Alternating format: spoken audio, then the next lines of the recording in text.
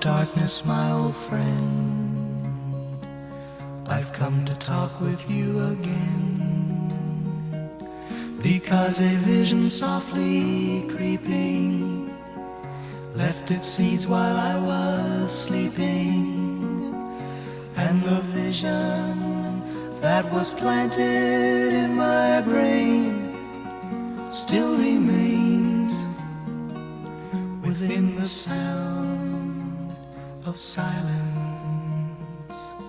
In restless dreams I walked alone,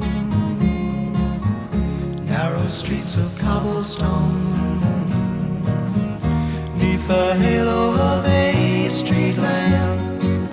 I turned my collar to the cold and damp, when my eyes were stabbed by the flash of a neon light that split the night and touched the sound of silence. And in the naked light I saw 10,000 people, maybe more, people talking without speaking, people hearing without listening, people writing songs that voices never shared. No one dared disturb the sound of silence. Fool, said I, you do not know, silence like a cancer grows. Hear my words that I might teach you, take my arms that I might reach you, but my words like silent raindrops fell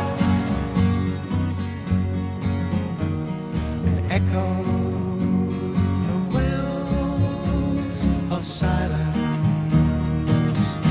And the people bowed and prayed to the neon god they made, and the sign flashed out its warning in the words that it was forming. And the sign said the words of the prophets are written on the subway walls, tenement halls, and whispered